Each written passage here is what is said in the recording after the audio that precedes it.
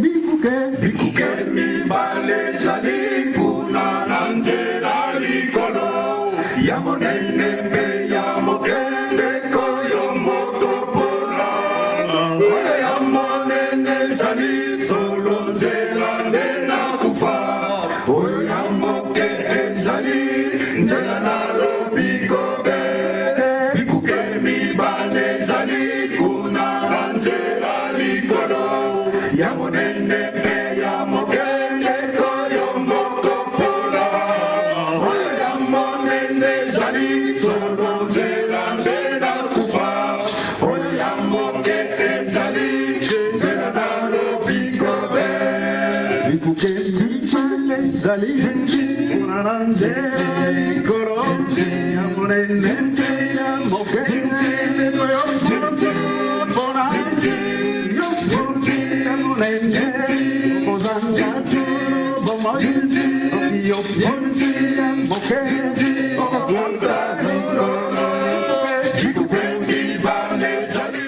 Nous qui sommes là, nous avons toujours du mal à témoigner de ce que Dieu fait pour nous. Moi j'ai toujours dit, quand je suis venu dans cette église pour la première fois, Dieu avait prophétisé aussi un certain nombre de choses. Mais ça a pris du temps pour que ça puisse s'accomplir. Et j'ai toujours témoigné ici que, comme on a vu dans le message d'aujourd'hui, parfois on doute de Dieu. Pourquoi nous doutons de Dieu? Parce que nous croyons que ce que nous voulons que cela puisse arriver de la manière, c'est-à-dire la manière que nous attendons des choses que Dieu prophétise sur nous, parfois ce n'est pas la manière dont Dieu fait les choses. Parce que moi je me souviens quand Dieu m'avait dit que j'allais voyager, à l'époque, j'avais fait des démarches. Il y avait mon oncle qui est ici, qui est français, qui avait envoyé des documents, comme on appelle des prises en charge et tout ça. J'ai amené ça à l'ambassade de France à Kinshasa. Je suis arrivé, le lendemain pour voir dans la liste, j'étais dans la liste des refusés. Amen. Je suis arrivé à la maison, en tout cas ce jour-là, j'ai pleuré. J'ai dit, mais Dieu, j'ai dit. Mais un mercredi, la même semaine, en partant du boulot, en arrivant seulement au niveau de l'église, à la porte, il y avait une séance de prophétie. Il y avait à l'époque, je me souviens, maman Emma, qui est la femme de papa Mboukulu, qui est aussi prophétesse. Donc j'ai mis seulement mon nez au niveau de la porte, Dieu m'a attaqué. Il m'a dit, maman, tu t'es au voisin. Oui, il avait raison. Et j'étais à l'époque à la maison. J'ai dit des choses, j'ai dit, mais finalement, c'est voyage. Parce que moi, je pensais que c'était ça. Les problèmes, donc j'allais voyager avec tous ces documents qu'on envoie. Et Dieu m'a dit, c'est un mot, j'avais retenu, et depuis ce jour-là, j'ai doute pris. Papa qui m'a dit, si maman, toi qui ne voyages pas, ajoute-moi le 6e doigt. Alléluia. C'est là que j'ai eu peur, j'ai dit, ah bon, est-ce que quelqu'un peut ajouter le 6e doigt à Dieu? Et depuis ce jour-là, ma voyage, j'ai encore doublé en sauté. Même quand je suis parti à l'ambassade de Belgique, les gens qui sont commis à la garde là-bas, quand ils m'ont vu aller prendre le visa, ah, bah oui, c'est comme dans le niveau. Voilà la réponse qu'il m'avait dit. Donc, parfois Dieu fait des choses, pas de la manière dont tous les au monde, rejet. Ah, le tribunal va rejeter. Ah, mais toi, ne sais pas de quelle manière nous avons rompé son moussala. Mais peut-être de la manière dont quantité pour c'est pour cela que nous invitons notre maman, comme elle nous a habitués un peu au témoignage. Et c'est vrai, je connais cette maman particulièrement depuis le Béameni. Je connais un peu le parcours de ses problèmes. Et quand des choses comme ça, quand il va nous dire, ah, s'accomplissent, et ça prouve vraiment que les prophéties n'ont pas le temps. Et pour la rater, ça peut être en 2000, nous étions en 2007, je crois, à Blameni, avant qu'on arrive ici. Toutes ces choses, voilà. Aujourd'hui, voilà, pour ne pas prendre la bonne place, pour ne pas voler la vedette à Mamalane, c'est pour nous prendre même 5 minutes parce qu'on est vraiment presque au bout du temps pour nous dire ce que Dieu a fait dans votre famille. Merci. Bien-aimé, alléluia. Ndenge pasteur à lobby. Bamonaki nga ndenge nayelaki na ndenge maladi tata nzambe abikisi nga na bana na nga basi ndenge bakende bayebisa ngai etali yo na maladi na yo. Mais lelo naye kotémoigner mpo na bandaki kolela tata nzambe ntango abikisi nga na 2013 bana na nga basi bakende dernière réponse apesaka nga etali yo na maladi na yo. Donc Nzamba Nzambe ndengalobi que je suis le maître des temps et des circonstances. Asali natanaye na bana ko mona na suna bana te tout sali lelo 9 ans. Donc tata Nzamba asali nazaka ko bonde la koloba tata Nzambe protéger bango sika bazali. Le boko no yango yezala kati na bango toucher litema na bango. Tata Nzambe a exaucé prière nanga. Ndenge kaka nazali ko sengela yango asali. Jérémie chapitre 17 verset 7, 8, 9, 10. Au nom du Père et du Fils Saint-Esprit, amen. Béni soit l'homme qui se confie dans l'Éternel et dont l'Éternel est l'espérance. Il est comme un arbre planté près des courants d'eau et qui étend ses racines vers les courants. Il n'aperçoit point la chaleur quand elle vient et son feuillage reste vert. Dans l'année de la sécheresse, il n'a point de crainte. Il ne cesse de porter des fruits. Le cœur est tortueux par-dessus tout et il est méchant. Qui peut le connaître? Moi, l'Éternel, j'éprouve les cœurs, je sonde les reins, pour rendre à chacun selon ses voies. Amen. Message que l'Éternel m'a donné. Donc, pour nous comprendre, donc, il y a 7 ans, il y a 1 an et 9 mois.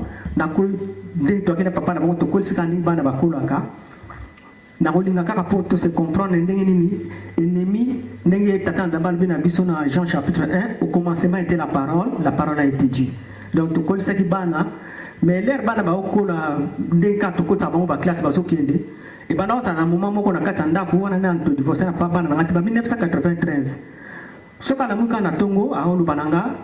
un jour na katanda ko biso no stoko panzana bon ngara bana comprendre te soka lingo kende kaka un jour to ko panzana boko mona ndingi to zana mutu na kwena yi ngara zo comprendre te na lobito soni te loko mote ndenge la Bible dit nzambe ka mutayibi vérité ya yebaki déjà que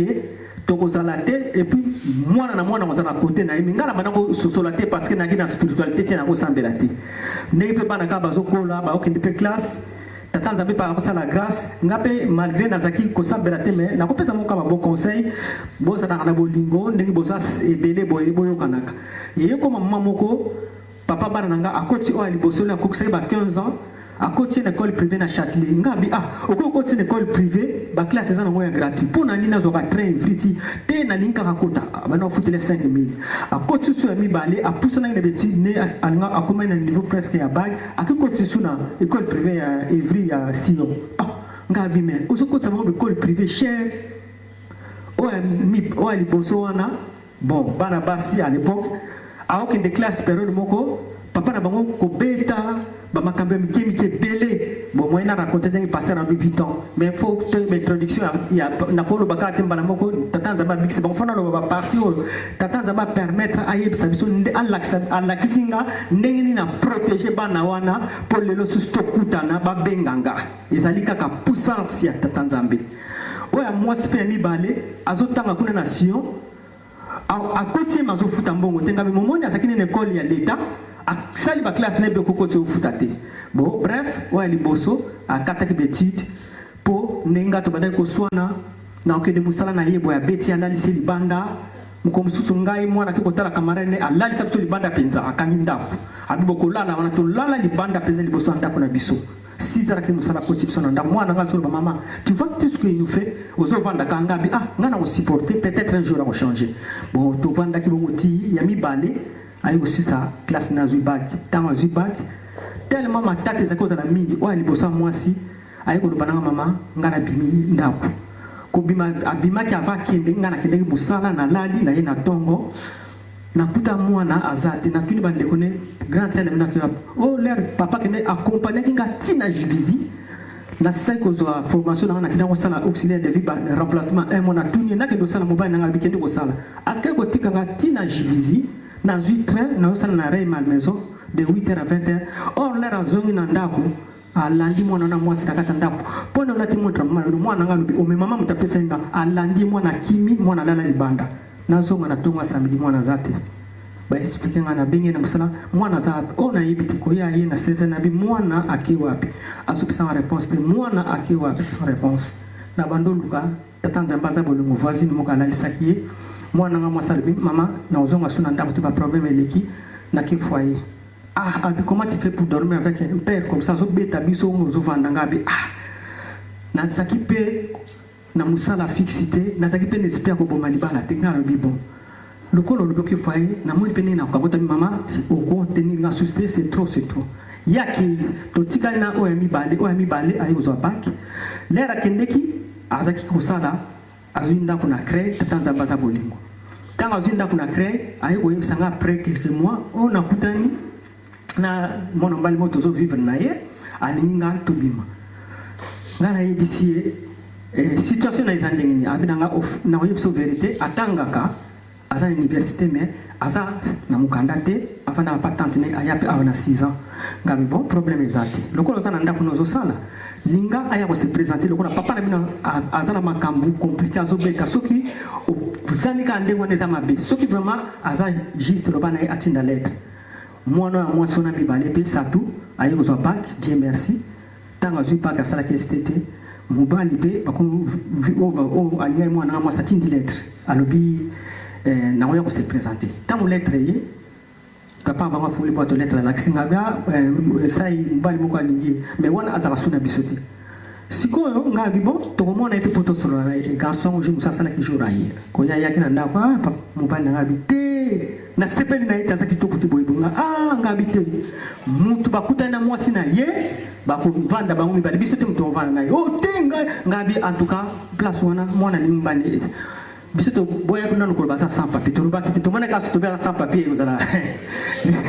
ngala bina sai to garder na po sans papier to ko ba près mutu mukanda to yukuta ona mboko to vandi titi famille na bi basali lettre ba ko se présenter mais to mi lo ba ki ngala mo que c'est pas la peine to c'est sans papier to lo ba ki loko na tenga mina sai to bomba kaka mukanda izana mukanda bisoto to yaka bisoto to ba étranger garçon na pe ayaka ba se présenter la famille mais avant ba ya papa bana nga lubina nga landu en tout cas je la présentation na kozalati ngabi mo kozalati comme bon c'est pas biloko to soma ndenge abi na osala dépense na kozalati ngabi bon le kolo kozalati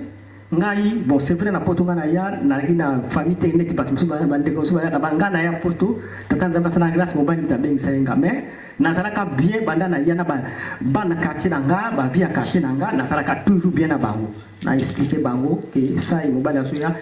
boya balubina nga komone no côté bango nyoso bana katina so ba ya bandeko na nga bango wana donc na vanda kina bango bien tant ba ye alinga ko mamoni ka ba vie na nga katia ba to ye pa vandi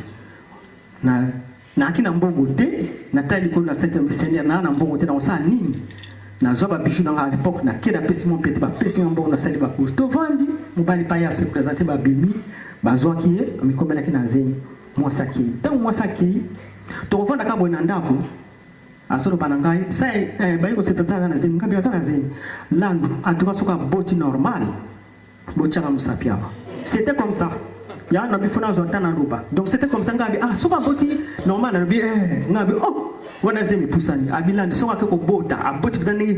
moi ça bota normal bochanga misapiaba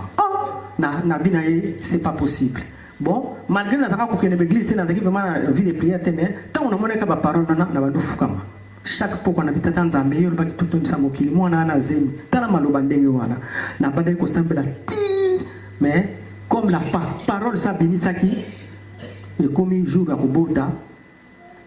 kaka mama sita tozala pe ko sambela mama sita tozala ne déjà ko sambela esika moko to bana ça la bien tout le temps problème moko yela ki mwana na bengi mama sita ngam mama sita tala problème bo alipina mama nando pona yo yaka tukuta na Strasbourg Saint-Denis là on va na Saint-Denis to kutani wana na mama sita même so pas médecin traitant na ye na Montrouge et ye koleka passa au bote zuye moi na benganga mama na zoka ba douleur na zeli to kino clinique tant to koma kuna ba médecin balobi kana ye eza bien te moi na zo sanga mama awa izo matangai donc na so mo le loko mo izo mata ngana se rappeler ngabi papa na bango baki na ngana soka boti normal to kotala na landi na musala na république na kutaki azo sala pesi patron mo bonjonga na yebisi bango na besoin ya monsieur tel ba bengi ngana yebisi ngana kitika sa en hôpital mais alobi nanga azo sentir bien te awa neti ba biloko zo kange singa ki oloba ki nanga ke soki sa ya boti normal to chami sa to ko hôpital ezaki bongo to yé na hôpital na clinique wana to koti ngana yebisi loba bon nango samba te mena loba kama yele no so tatanza me tapesa biso na bine loba po abota na mona penza alobi na biso na mwana o to pousa na place jardin wana jardin mo kesaki wana to pousa ni alobi nanga luka mulanga mai ngana luki mulanga mai atongoli penza liboma mwana sopeli mwana na likolo alobi to ye na bina sai yake ngana tika na iti luka bala te l'hôpital ngana yebisi sai ko banga te tatanza ba ko batela yo na tika na hôpital na tika ke ngana ina ndawo alobi ka mama ler ka yo ke ndaka na butu nango wana kai yaki grave basali nga césarienne babimisi mwana bana opesa makolo mais grâce à Dieu mwana sakipie ti to vandi wana une semaine à yena ndako tanga yena ndako nga bina ete lokolo césarienne yako fanda pananga yo fanda pananga poto yido pona mwana na bapota wana tango to vanda pananga ko ya yaki wana au fait ye bana ko simbate kaka ko ganga ko finga mwana yo bana mama na ko supporter te fona zonga pananga na crée nga be boli kamte azonga pa na crée to meli mingi te lokolo bana ko sana misala pote poli et ça infection na bine zonga lui moi je vais pas rentrer dans ce qu'on supporter ni bo sona raté o ami balé tango zu bagina azo yebsanga moi j'ai mon carnet intime tout ce que vous faites ici avec ton mari na papa ninga matita yo na notaka tout de toute façon dans ma vie ngana ko bala congolais te na vie na na senga nzamba pesanga vie ya bien na soki par na vie na ngabana satou ami balé azali en 80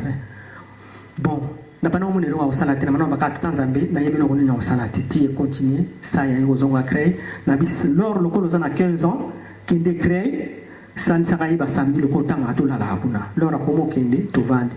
ayeko sirati ba komaka bien après oya mi balé to tikana ngana nda kutanga zo examen na mo bali ya mwana nga oya ko se présenter nzoka le aya ku dimana ngana derrière année na campus tatanza ba sele grâce ayeko zo musala na société générale tangazu musala société générale yebisi sa tu apa na biso pe bazo luka batu STT lokolo zubagi na wone sala misala no so yaka pana parce que pana bon bazo na société générale au fait na momana sa to sana bank bukilo na mata sana bank na batoki na vie moko bien ngai na part na ngami na zo bana ndenge na komona. Ok, on était toujours dans les ténèbres. Avant témoignage, Tata Nzamba répondre dans la Psaume 107, verset 14, à délivrer Bisson. Satozo Sala. Yepe ona musuna mobane, au fait, bazala ki bien. To vandi, to yoko maman ko, oh moi c'est comme ça maman. Mobile nanga ake Canada pas grand frère nae, azakuna a s'installer kuna kika en vacances. Asala ki un mois, ko zonga mobile ya mwana nanga robité. Grand frère nanga asa installé na Canada a yebisinga yike kuna eza bien makamunoso to quitter France to kende kuna ngalobi ah bon o bokende ba longwe France ba kangi biloko nyonso ba kika mobile akenanu avant un mois kokoma koma kuna soki situation le kande ni to yebite abengi mwana nga mwasi asedenda ko ba kende Canada satu ami balé grâce à Dieu à longwe banque ba dué na BNP na défense azo sa na caisse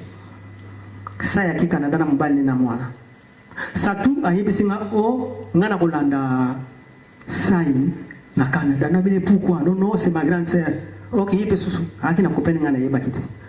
oh ngabi ya kelibala famille mbali ni zakuna mbana muka mbande o ko sana lokote comme ko ke na pétissier a boy a kati musana ben pe akina ndako bien na défense aki Canada ko kenda kendeki or sai article sous mobile a zongi France a foutu ticket au fait na moment na roba ndé balba kaso za na mbongo sans contrôle mbongo comme ça na bango boy ayi France oyelini ote ngai na moni kuna na mwana me kotike ba course passe na yoko zo alors poto kili na Canada ngabi ngana divorce na fana mino me siko yoko zo alors OK na yekuna ngana sana bango te mama pardon na pesa alors na mona ki ba on so basaba nanga moyena ka monter des actes na bon kende na lor na Canada afuti biye ba ki Canada na lor koko ba koma na Canada ba vandi muke bon oya mosa de boso azaki na mambo na ye afongoli restaurant kuna na Canada ezo sa satu ko perdre prendre musala awa akoma kuna nzoka ndema kamia kanisa ki yangote a perdre tout grand frère oya bokilo nanga abengi saki bango kuna pour bango bakene mikanda ba français. Or il fallait pas passer pendant la voie normale, bako okende bango bi bango baki ko kuba neti bangunda. Grand frère wana bengisanga bango aka fundi bango na police à Canada qui a des étrangers ba yena ba carte bango na nationalité ba zo kosa ba za place boy. Asali bango ku. Ba vanda boy ba police nzamba ta munene soki na sina na ki bango ke police mo ayo bana bango soki bo bimite ba kama bino ba tchala na prison pour ba ko annoncer na mutu tel grand frère ba bimela ki ndengo na Canada et ko bien ba bimela ki on ba 2007 ba tika nga bon sate nga na ko so malade na 2007 bango ba zonga na début ba ko vanda pa ya camarade ya mobile ndeti na ko koma malade tant on ko malade nga na bina bango na pesa ni conseil de loi comment comme malade na bano benga mwana ngana mwasi de yazo ibsanga mama oza maladi tali ngaite mais lero na sina bosa na ke makamu papa bana na ngalo baki lero bazaki na Canada ngana yibakite nzoka ande kuna kope ya mwana mbale pa landaki sekor bana ngana sunda kumoko ko sona bazaki ko sona na mwana mwasi lor na Canada akome ko tambola na mbeli achaki mbeli na sak madoba papa na ba tsakolo ba ko mona na bana nzoka ande lor na ufta na mbeli sa yiko prendre ngango lengi abi mukomo to vandi na fungula kasaka lo mbeli na kati na tuni yo ngosa na mbeli na bio no segor azako maltraiter quand c'est na satu soki na kutane place no to cha mbeli ngape awa lisu na France mwana nga mobali Eric abota na 83 nkomso ayi ko lia kana ndako nanga abi mama na ina lia na sali biloko tanga sali na sali biloko to solo li pe bien ba 14h abi bon je sais pas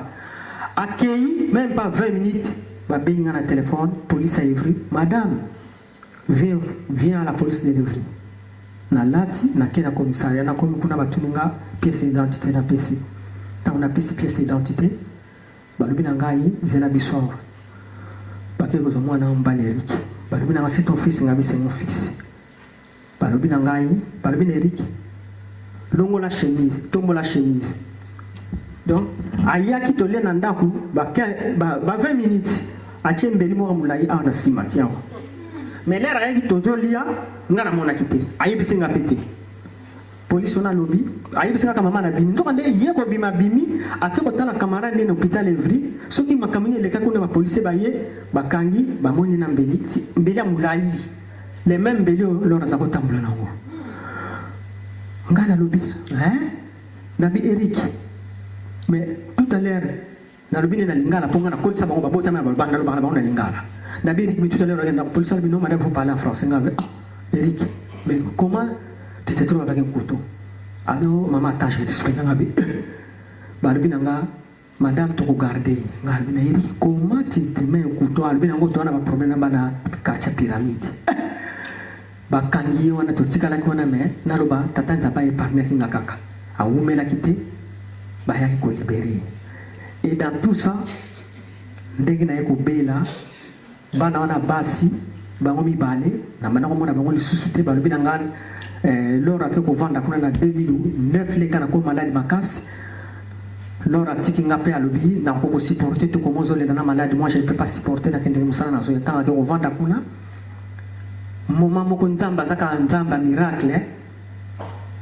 ba yebisi lor azobenga ngana téléphone balobi lor comme yepa na biso na ngara Colombe faut sala choix biso ou maman soko ba no benga maman pour tout na ke santo biso to benga te na malade ne tani donc ça la choix lelo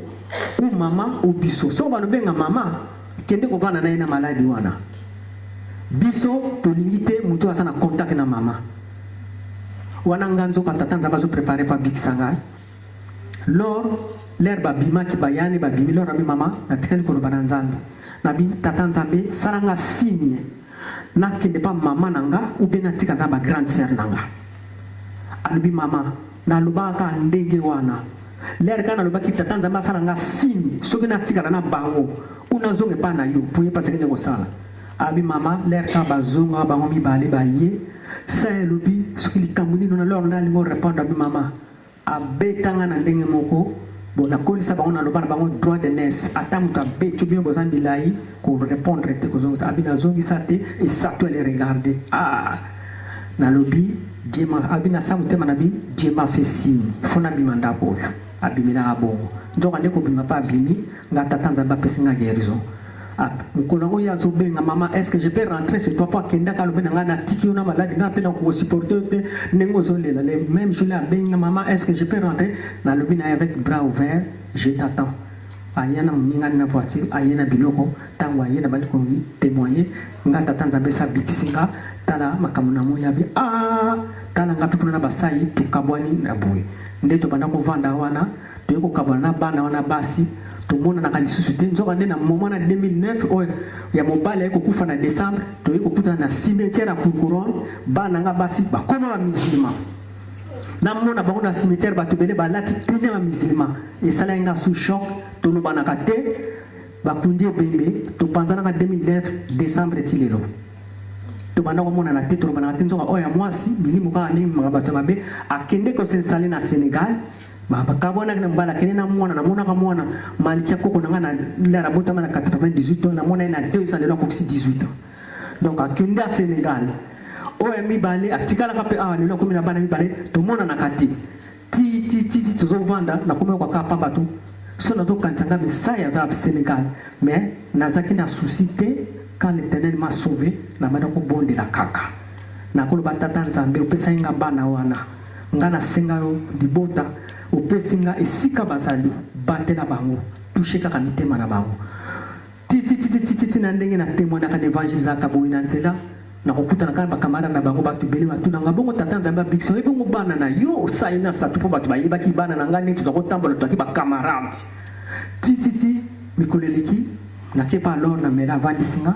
abi regarde tes enfants na comment ils sont dans la poste na bango na sota na bango internet na YouTube wa mi bala comme journaliste ko fupisa la émission mais ba kanga ba téléphone to zo ba téléphone na bango te ngape da bana ko kipete mais nazaka mama nazaka lo batata nzambe mabolongo kaka na se mabolongo na solo ki poste na bango mi ko anda ke pa alors na bitela nga bango na tala bango na bana na bango afungola YouTube na zota la bango ndenge bazo sala makambo na bango et puis dimanche à les 4 na yaka l'église pasteur mamba tuninga jeudi soki na kozala disponible na yebisi nazo zala jeudi atinga na barrière tango atinga na barrière na kena ndako na komi na ndako fale na kene kotika fiche musala lundi ba grève landani na habité na okende te na ya awa puna barrière ndenge pasteur déjà sa tchaki kombo na ngana liste na koma mercredi na butu ngana yebi jeudi na koya awa copine collègue to sala na benga lobi non faut que na musala jeudi ok de kotika fiche ya vacation pour ba futa so kotika fiche na le 30 ngana yebisie na kende musala na tongo or nga jeudi awa pasteur sacha ikomo na ngai na lamuki na tongo na sambeli donc na pénalisaki batu po yanga ka mundekende ba bina nga soko yoke kotika fiche note batu pe ba kofuta bango te na sambe na tonga mitata nzambe salanga si pona na kende kotika fiche wana vacation pour 2 jours grève ezalaki grève zo continuer na ya liese na zui na lamuki tongo na biso kina okende musala tata nzambe salanga si na lamuki na tongo na ina corbeille le Saint-Esprit m'a fait signe faut que soit tezen ko ya l'église na obéir na zui tezen donc fiche moyen que nous sala exact parce que tata nzamba zo bana Acte chapitre 5 obéit à Dieu pas aux hommes directrice a obenga Simone faut passer ngana lobi so ba longola musala tata nzambe apesa nga musala apesa mususu na kina drona kinde so musala te na 8 na yao na ya na fukami na sambeli ya kitongo ba 10 na Saint-Esprit miminga na sipa na toilette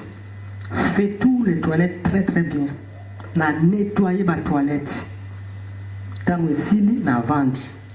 donc Dieu a voulu ça kokende kotika fiche de paye te il faut ça la toilette na sali ba toilette na kenda sono la kisi esili te Saint-Esprit m'a dit jetez toutes les petites choses na bois qui lisusu na ina kende sono biloko toilette magasin msonga na lingaki non kuna te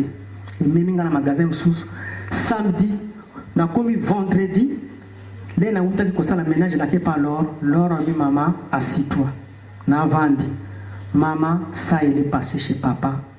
il est demandé pardon il m'a demandé ton numéro na fukami na lobi tata nzambe merci zo lokumu wana vendredi Laura lobi zela kaka. Na yebisie numéro maman ngombe maman elle prie, elle n'est pas comme ça, maman tata zaba bixa maman elle a crié maman maman comment témoigner comment on l'a laissé non ngana bi bon problème ezati. Na yé samedi na lamuki na tongo na ndako na ba grève na kemusala l'Éternel m'a dit encore va à l'église. Misala mikemike na kosokola biloko mikebe na sima. Malgré na sala ki ba grève ba nini j'obéis à Dieu na ye na sima na osoko na biloka mike obiso to monaka biloka mike pa tata nzambe les petites choses c'est des grandes choses na zana sima kuna na osoko na ka biloka mike na tiaki portable à côté téléphone na zo téléphone maman bonjour c'est ça je te dis pardon tout ce qu'on t'a fait pardonne-nous nalbi maman vous avez trahi nanga si na pardonna bino na lobi merci à Dieu oya touché mitema oya sali grâce 9 ans to mona na te botika nga na maladi maloba nyoso bolobaki na ko répondre ngote alobi to mona na ndenge ni nga na yebisiye tia mukolo pesa place alobi nanga lundi avant midi na 14h na Grand du Nord place Mac 2 ani to kutana wana d'ailleurs tout cas téléphone na na sima kota na babo vraiment na fuka meli tata nzambe na siba place à la babo na bi mon Dieu que ton nom soit loué soit béni aux nzambe kotika na nzambe kaka ndenge na lobaki toucher miteba na ezala na malembe allo maman c'est ça et pardon tozana mwana no satuna bana mibale sika moko toza par terre tout ce qu'on avait on a rien nabi c'est pas grave tout le monde a lundi na tongo na sambeli loko na senga ki tata nzambe pesanga motema makasi nyonso toko solola situation ndenge na mona bango na lelate so na leli devant bango et ozala mawa donc na yoka bango pesanga motema ndenge pesanga ya monene nazala l'écoute tout partager mais na lelate pour never ezebeli na senga peut-être ça va pesanga motema makasi na lelate nde na kende ki tokutani bon na komi na suka presque tant tokutanaki to yambani na lbide tout ka place to prier to poussa ni place monga bi photo sambela na vato bana nyonso to sambeli nga bitata nzambe so contrôle ma solo nyonso après to kende ki ya solo nanga pe na solo bina ndinga kene papa na mama solo ya yebisa nga pe na yebisa ndai ko yebisa nga ndingi lora za ko tambola na mbeli nga na yebisa ye makabusu sabosa ni ayiko yebisanga na yaki papa na senge pardon gabi nyoso ningo kende na ko na kita tanzamba permeta ko banda kuna po ya kusukise pananga ayebisinga abiyela nga mwana na vite bana vanda ndako ya mnene nga na yebisite ko kende te singa kaka tatanzamba pesa ko discernement albi j'ai vu beaucoup de choses après to ko sukisa wana nga na yebiselo ko moko ndenge bokomi par terre. On a un internet, on a la bénédiction, on a une mission maman. En ce moment, nous deux, on est par terre. Gabi, c'est l'Éternel qui a permis pour Bozonga. Mais Bozonga pas n'angana noté, mais Bozonga peut-être ma kola tatanzambe. Donc Boza batu, il faut boya ko sambela. Tozaki famille moko vendi na ténèbres. Et les lots on a tatanzambe sa na ténèbres a racheté bino pas Bozaki na Canada. Si quoi lingi délivrance bobono ya l'église. Pas na sambe na kan jour na bana potokomi batu o tata na bitava délivraka to tosa to obéir si tu na katia prière na parole na yi tala o nimako kutanga bi maman je m'attendais pas to yoka ki kala maman na bina bela akoma liboma ko to melongo yoka kala biso to bina satu au fait l'Éternel a permis qu'elle rendisse bazo yoka ngana lina kufa barbito ko yati. Donc à 4 téléphone italien na maladie na be wana na linga ko répéter parce que à ça mwana donc le ko la salo baki na kaka pardon na kina écoute maman oza maman faut dimanionso na boya ko no ba makambo eloka na rappela ki tango azo bisa na kini super papa nga bobo sani tango asa ko no bano boabi ngabi tatanza mbalobi Jésus akoba to ko no bana Joseph fatike na mboka na babaki kima mutusa mabeba babarane pembeni te yoki do tika mwana kuna ali sasa kuna deja akata kisuki awa bonyoso ke maman merci Donc tosuka eka wana nazosenga ka tata nzambe oyo a racheté ya longoli na Sénégal asali 9 ans kuna bamboko wana toyebi au Sénégal siko yene awa. Donc na kosenga tata nzamba sunga ndenga sunginga bikisi libota nyonso ndenge alobi lelo na Psaume 107.